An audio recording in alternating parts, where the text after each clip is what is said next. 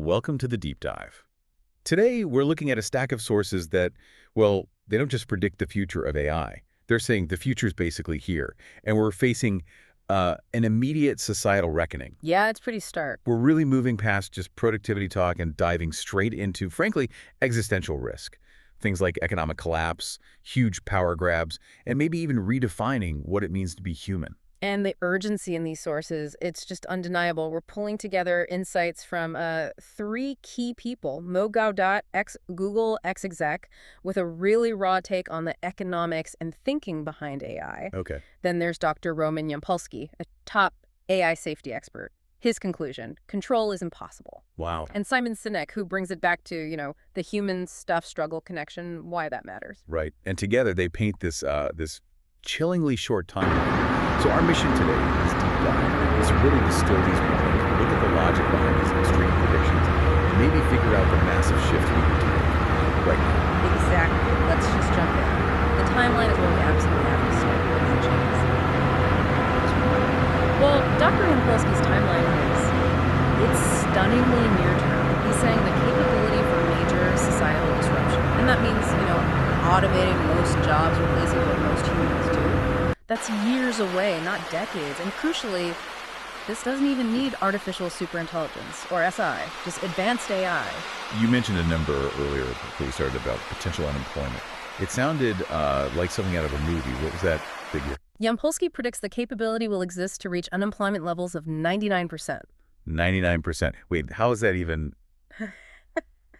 Even with AI coding, someone's got to, install the servers? No. His logic focuses on how work happens now. If your job involves using a computer, tracking things on a computer, even just communicating via computer, it's vulnerable. So pretty much everything white collar. Pretty much. He's looking at the whole data flow. He thinks this replacement capacity could arrive as early as 2027. It's not just one factory line, it's automating the systems managing the entire economy. And Mo Gaudat, coming right from the heart of big tech, he backs this up, this economic catastrophe idea. Oh, absolutely. He guarantees we'll see the world's first trillionaire before 2030 solely from AI investment. A trillionaire. Yeah. And his point is, when AI and robots can do everything from logistics to creative work, most human labor just becomes, economically worthless in the current system. But what about the argument that new jobs always get created? Like during the Industrial Revolution. That's where Gaudat really pushes back. He calls that idea absolute crap. Strong words. His reasoning is that past job shifts created roles based on the next level of complexity humans could manage. But now, AGI can handle that complexity better than us. He lists jobs like software developer, video editor, even CEO, as fundamentally vulnerable, like right now. It's fascinating how Simon Sinek adds that historical perspective, that layer of irony. Remember he pointed out how knowledge workers, the white-collar folks, spent decades telling factory workers facing automation to just reskill. Exactly.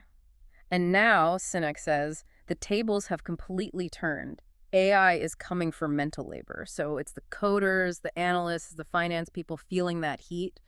And the deep irony, those jobs, they maybe look down on plumbing, electrical work, even baggage handling those, are actually safer in the short term. Right, because building robots that can navigate the messy, unpredictable physical world. A construction site, say, or a busy airport that's lagging way behind replacing work done on a computer. Precisely. So Geoffrey Hinton, the Nobel laureate, advising people to train as plumbers.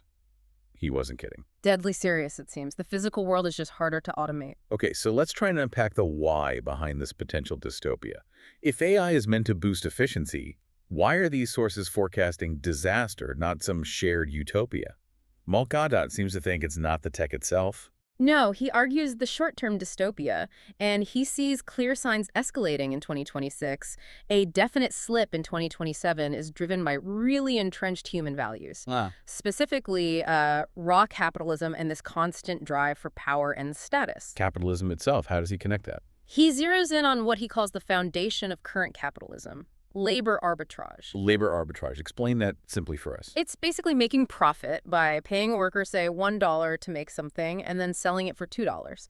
The profit comes from the difference, from the cost of human labor. Got it. So if AI or robots become the labor and they cost virtually nothing to run at scale, The whole system breaks. The mechanism that creates value and concentrates wealth just collapses. Okay. And the real tragedy for Gada is that this incredibly powerful, super intelligent tech is essentially reporting to stupid leaders, meaning people driven by quarterly profits, by status, not by the long-term health of society. And this connects to his analysis of global conflict, linking money and status to, like, geopolitics. Yeah, this is where it gets really interesting. Godot shared research done with his own AI called Trixie, looking at global military spending. It hit, what, $2.71 trillion in 2024. Okay, huge number. What's the conclusion? Well, his conclusion, based on that analysis, is startling. He suggests many wars are fundamentally a way to get rid of weapons. Get rid of them. Why? Because military hardware depreciates, it gets old, technologically obsolete over 10, 20, 30 years.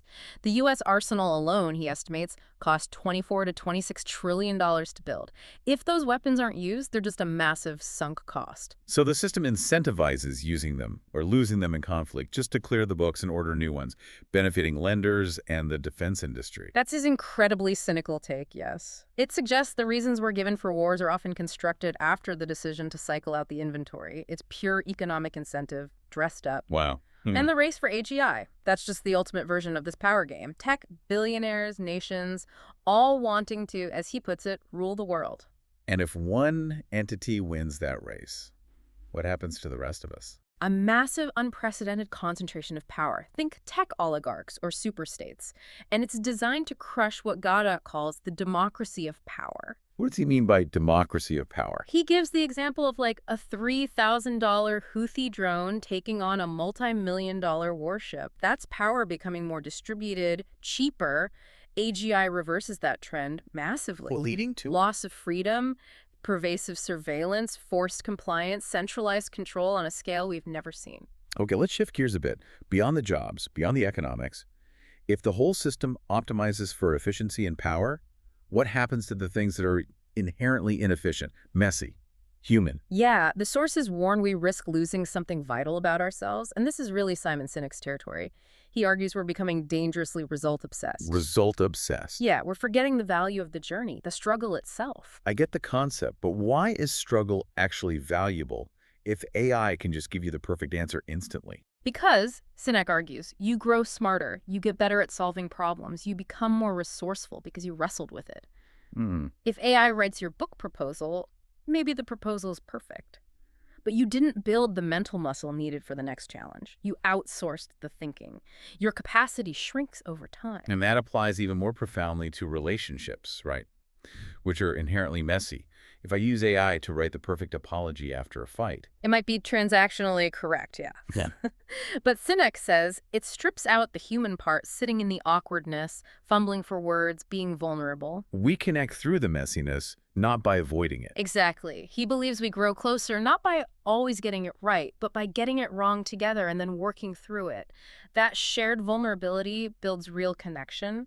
And this connects to that Japanese idea, wabi-sabi. Wabi-sabi. Tell us more about that in this context. Well, it's this philosophy of finding beauty in things that are imperfect, impermanent, incomplete. Think of a handmade ceramic mug that's slightly warped, or a wooden bowl with uneven grain. In a future saturated with flawless, perfectly efficient AI outputs, the sources suggest these human-made imperfections will become incredibly valuable. The flaw itself is the sign of authenticity.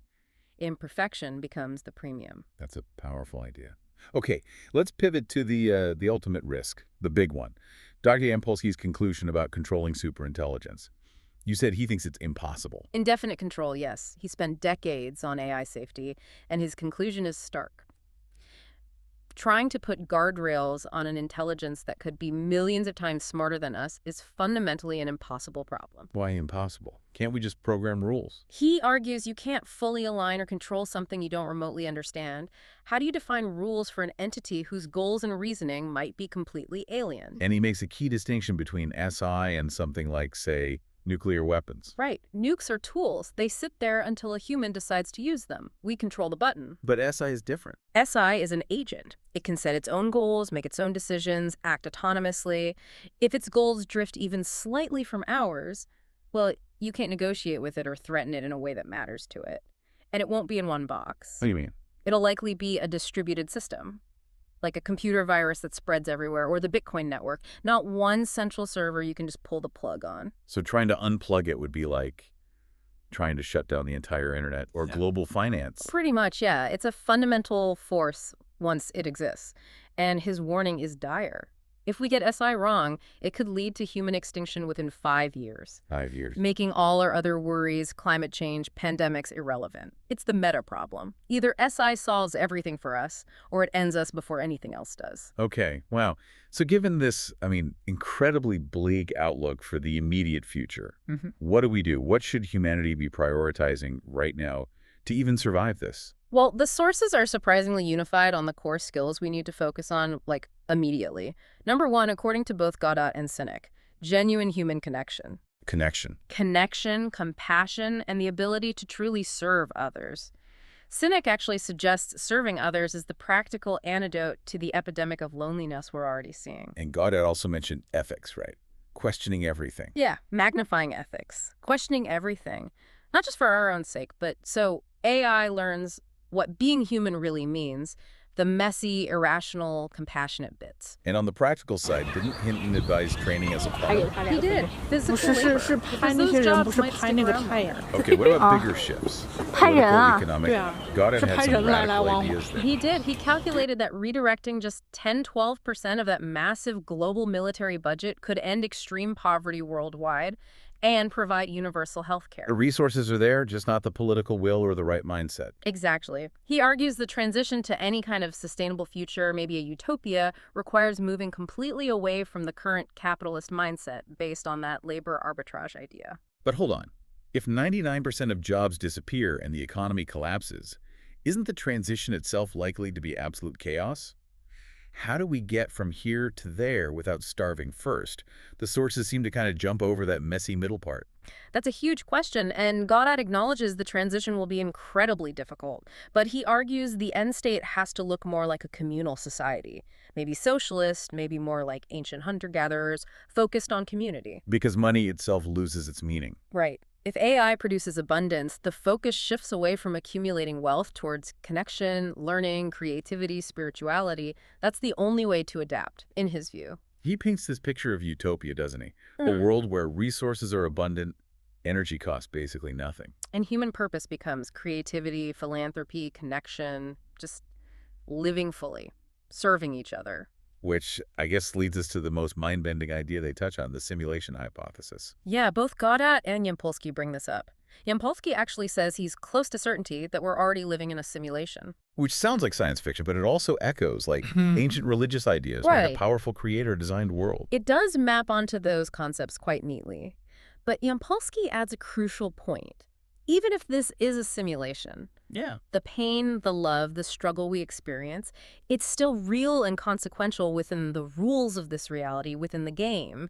It doesn't make our actions meaningless. It just reframes the ultimate questions about what might be outside or who the designer is. So, okay, we've covered a lot. Imminent job collapse warnings, the dangers of AI driven purely by power and profit, the potential decay of essential human skills like struggle and connection, and this ultimate uncontrollable existential risk from superintelligence. It's heavy stuff. And the really chilling part, maybe, is what Yampolsky emphasized. This whole experiment, developing this potentially world-ending agent, is being run without any real ethical consent from humanity. We never opted into this gamble. No, we didn't. And the sources just hammer home the speed, the terrifying speed of it all. Remember what Goddard said?